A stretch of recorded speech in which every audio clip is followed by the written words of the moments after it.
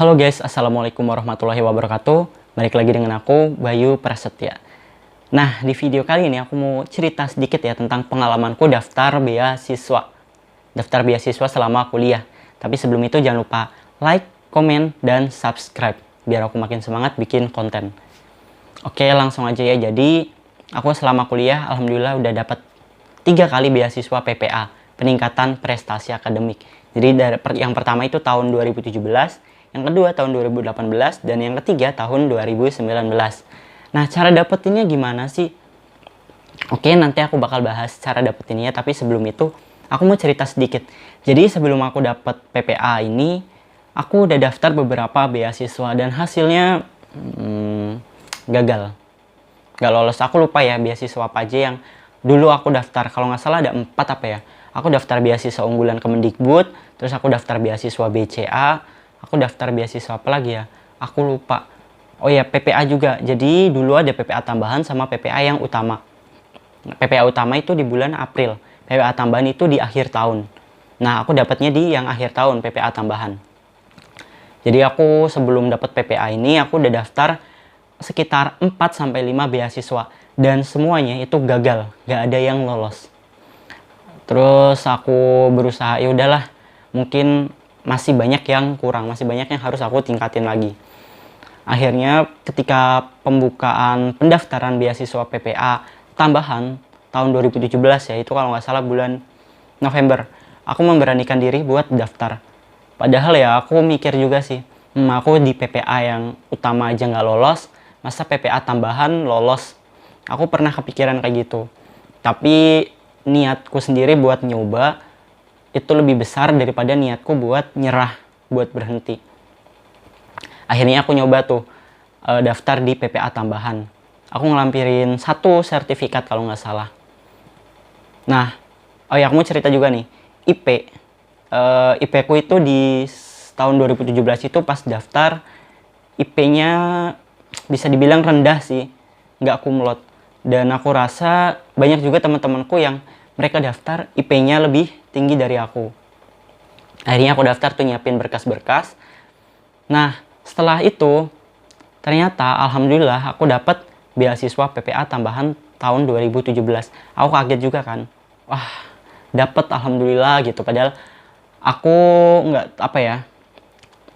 Aku ngelihat saingan-sainganku itu kok IP-nya banyak yang lebih tinggi. Aku awalnya juga agak minder ya sama mereka. Aduh, ntar kalau misalkan aku nggak lolos gimana ya, apalagi aku udah nggak lolos 4-5 kali, pasti ya sakit gitulah.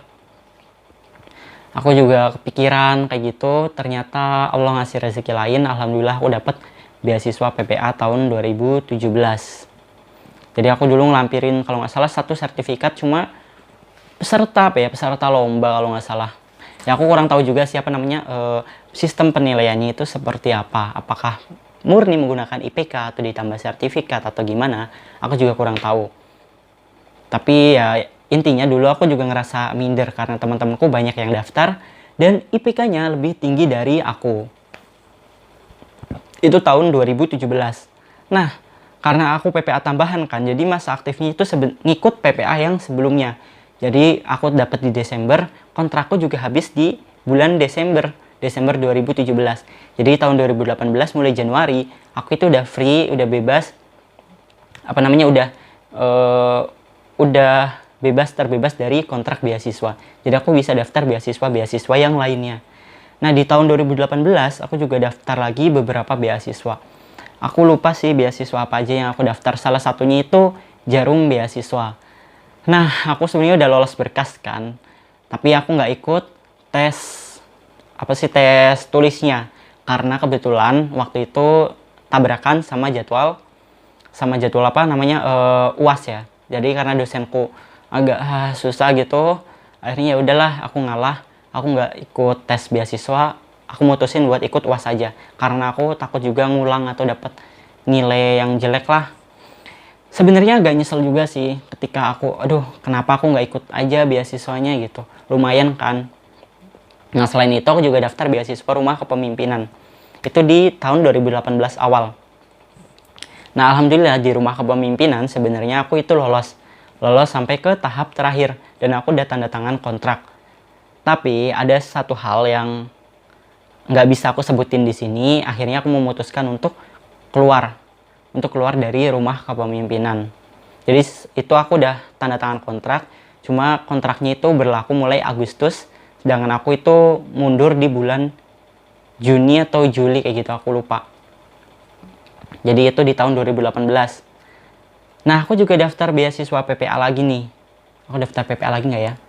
Iya, aku daftar PPA lagi tahun 2018.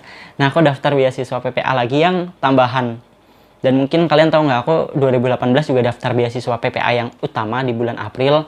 Tapi aku nggak lolos lagi. Dan ya, ya udahlah gitu. Akhirnya aku daftar tuh beasiswa PPA tambahan. Dan di tahun 2018 udah ada peningkatan yang lebih signifikan. Aku ngelampirin beberapa sertifikat. Ya, aku ngelampirin lebih banyak sertifikat dari tahun sebelumnya. Ya, IP aku juga cuma naik dikit doang sih, tapi ya nggak apa-apa lah.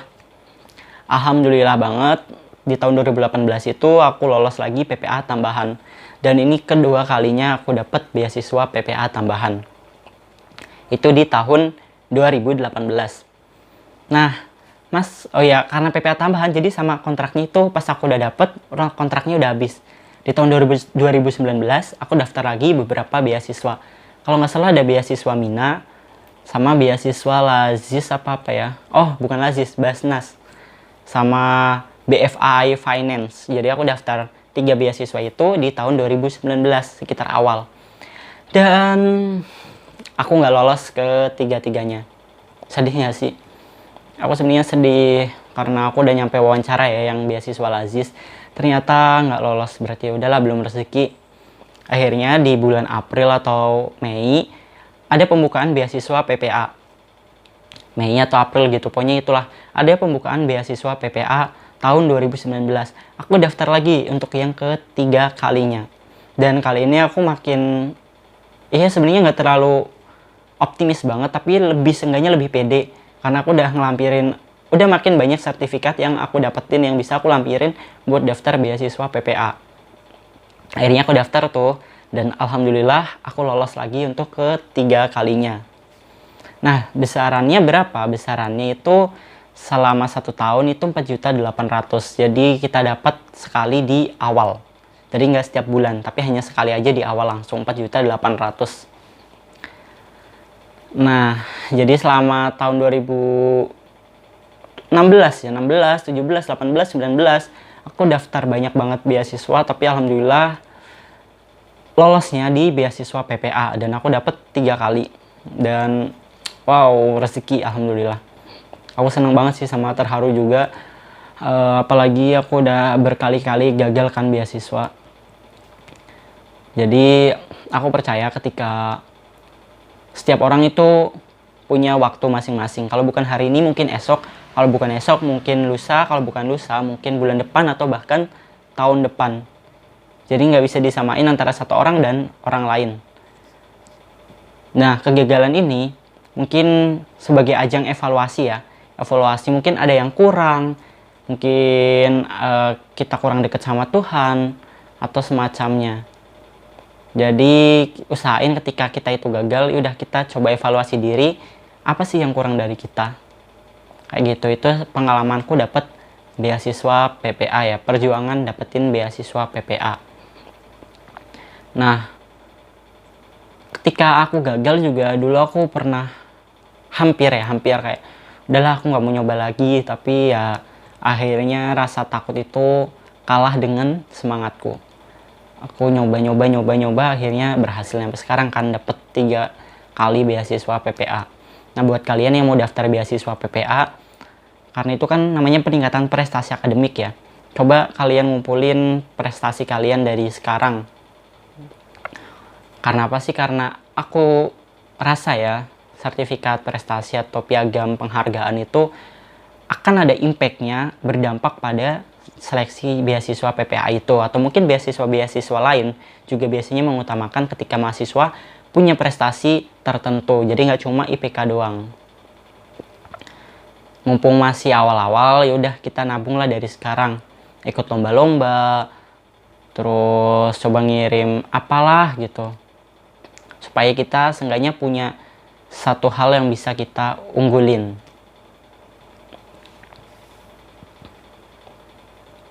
Jadi mungkin itu aja sih. Terus jangan lupa ketika kalian gagal, jangan nyerah.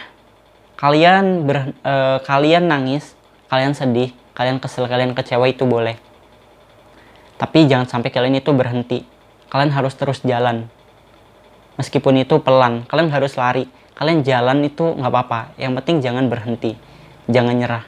Karena kita nggak akan tahu apa yang akan terjadi ke depannya.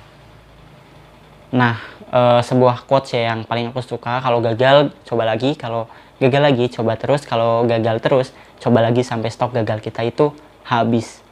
Itu aja dari aku. Pokoknya buat kalian yang mau daftar beasiswa, semangat terus, semoga dapat beasiswa yang kalian pengenin. Itu aja dari aku. Jangan lupa like, komen, dan subscribe. Sekian, wassalamualaikum warahmatullahi wabarakatuh. Dadah.